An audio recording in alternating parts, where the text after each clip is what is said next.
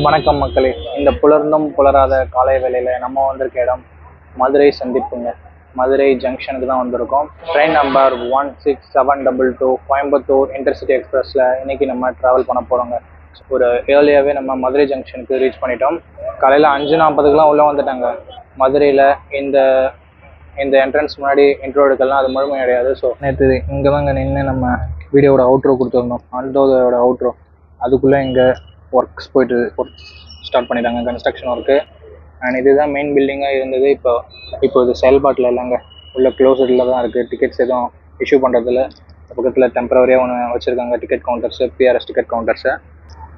And பார்க்கலாங்க, அம்ரித் பாரத் ஸ்கீமில் Madurai ஜங்ஷனை renovate பண்ணிகிட்டு இருக்காங்க. ஒரு தரமான என்ட்ரன்ஸோட மதுரை ஜங்ஷன் வந்ததுன்னா சூப்பராக இருக்குங்க. ரயில் ஃபேன்ஸுக்கு ஒரு அதிரடியான அதிபயங்கரமான தமிழ்நாடு கலாச்சாரம் எல்லாம் பொருந்திய ஒரு பில்டிங்கை தருமாறு நம்ம எல்லாம் கேட்டுக்கலாங்க. இதுதான் மக்களே, இப்போதைக்கு டெம்பரவரியாக என்ட்ரன்ஸ் வச்சுருக்காங்க. 16722 கோயம்புத்தூர் இன்டர்சிட்டி எக்ஸ்பிரஸ் 7 மணிக்கு பிளாட்ஃபார்ம் நம்பர் 3 டிபார்ட். ஓகே மக்களே, நம்ம வண்டிக்கு லோகோ கப்ளிங்னு பார்க்கும்போது விஜயவாடா லோகோ ஷெட்டோடைய WAP4 போட்டிருக்காங்க. தேர்ட் பிளாட்ஃபார்மில் நிற்கிது. நம்ம நண்பர் போகிற வண்டி 4th பிளாட்ஃபார்மில் நிற்கிது, வைகை எக்ஸ்பிரஸ்ஸு. அது ஃபஸ்ட்டு நான் இங்கே தாங்க வந்தேன். வைகையில் என்ட்ரன்ஸ் எடுக்க வச்சு என் ஃப்ரெண்டுக்கு இடம் பிடிக்கணும் அப்படின்றதுக்காக மறுபடியும் மெயின் என்ட்ரன்ஸ் போயிட்டு மறுபடியும் இங்கே வந்து லோகோ பார்த்துட்டு மறுபடியும் பேக் சைடு போக போகிறாங்க. பிகாஸ் கர்வ்லாம் உங்களுக்கு சூப்பராக தெரியும் அப்படின்றதால. காலையில் வாக்கிங் மிஸ் பண்ணிட்டேன். பட் இங்கே 2 கிலோமீட்டர் 3 கிலோமீட்டர் நடந்துட்டாங்க. என்ன பண்ணுறது, என்னோட விதி. லோகோலாம் காமிச்சு ஆகணும், மெயின் என்ட்ரன்ஸில் வீடியோ எடுத்தாகணும். பட் நீங்களாம் வந்தீங்கன்னா இந்த மாதிரி உங்களோட ட்ரிப்ஸில் நடக்காதீங்க, டயர்டாகிடுவீங்க காலையிலேயே சீக்கிரமாக. ஓகே, வண்டி ஏறிட்டு ஒரு நல்ல சீட்டாக போட்டு கண்டினியூ பண்ணுறாங்க. ஓகே மக்களே, நேற்று அந்தோதியாவில் போட்ட மாதிரி ஒரு சூப்பரான எமர்ஜென்சி விண்டோ சீட்டு, அதுவும் ட்ராக் சைடு, ஃப்ரண்ட் வண்டி மூவ் ஆகிற சைடு. ஸோ அருமையான சீட்டுன்றது கிடச்சிச்சு. பட் விண்டோ சீட்டு போயிடுச்சுங்க. ஒரு 10 அம்மாக்கள் வந்து நாங்கள் ஒரே குடும்பமாக போகிறோம், இந்த சீட்டை எனக்கு விட்டு கொடுங்க அப்படின்னு சொல்லிட்டு நானும் வீடியோ எடுக்கணும் அது இதுன்னு சொல்லி பார்க்குறேன். எவ்வளோ உட்காந்து வந்து கஷ்டம், தயவு செஞ்சு போயிட்டு தம்பி ப்ளீஸ் சாரி பண்ணுங்க வந்துட்டாங்க.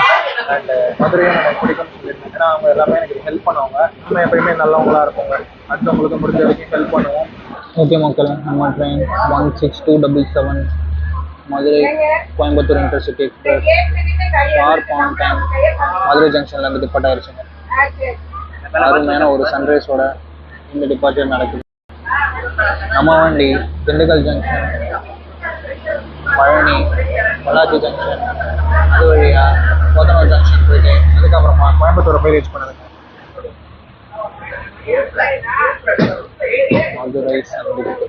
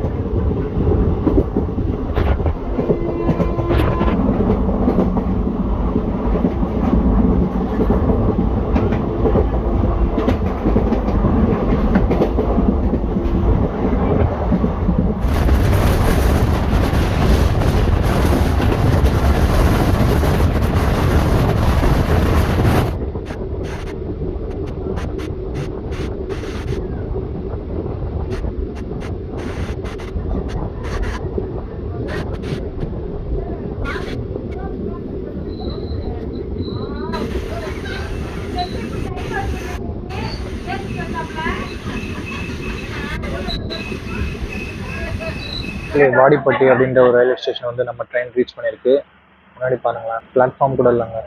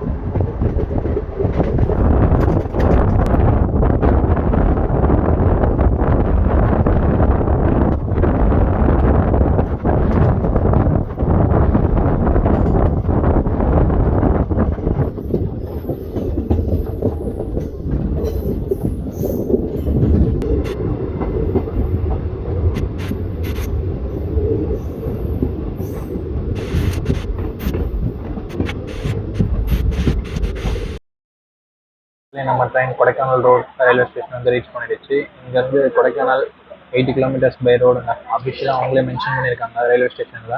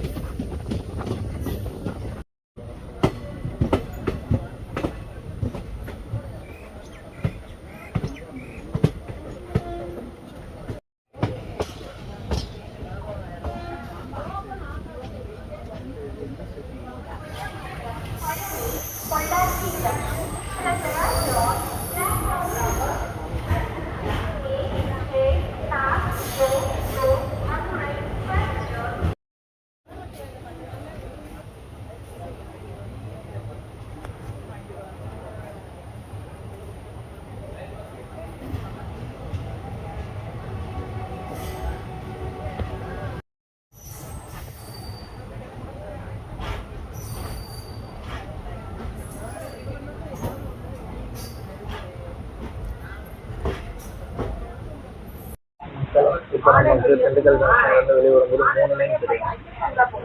ஃபர்ஸ்ட்டில் போகிற லைன் நம்ம சென்னையில் திருச்சி வழியாக சென்னை போகிறது. இங்கே அதுக்கு அடுத்தபடியாக இருக்கிறது கரூர் போகிற லைன். திண்டுக்கல், கரூர், சேலம் ஈரோடு அந்த போகிற லைன். நம்ம போகிறது அங்கே பொள்ளாச்சி வழியாக பாலக்காடு ஜங்ஷன் போகிற வழி, கோயம்புத்தூர் போகிற வழி.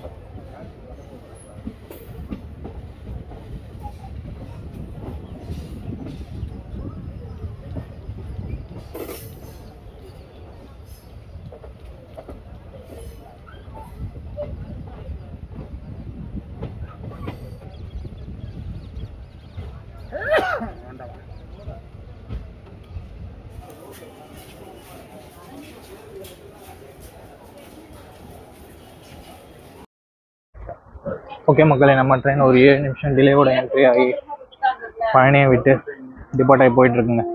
இதுக்கடுத்து இவனுக்கு ஒட்டன்சத்திரம் ஸ்டாப்பிங் இருக்குது, Pollachi junction, Kinathukadavu, Podanur junction and Coimbatore ஜங்ஷனுங்க. ஓகே மக்களே, நான் இதோட இந்த விலாகை எண்ட் பண்ணிக்கிறேன்.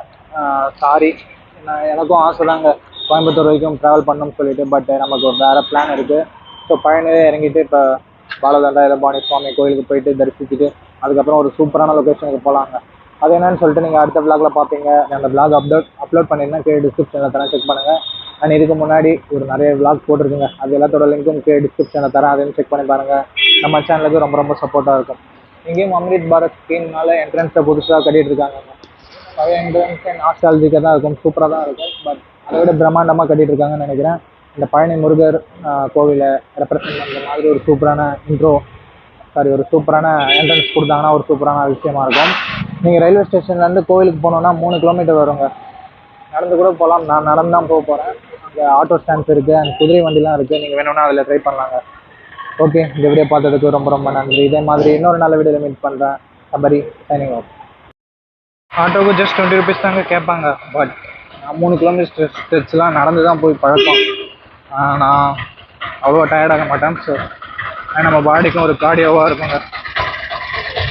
அதனால் அப்படியே நம்ம பொடிநேரம் நடக்க ஆரம்பிச்சாச்சு.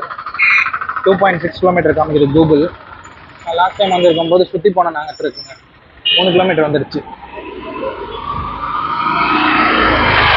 கம்மி தாங்க, 20 to 25 rupees அந்த மாதிரி தான் கேட்பாங்க. நீங்கள் ஆட்டோலேயே கூட போங்க.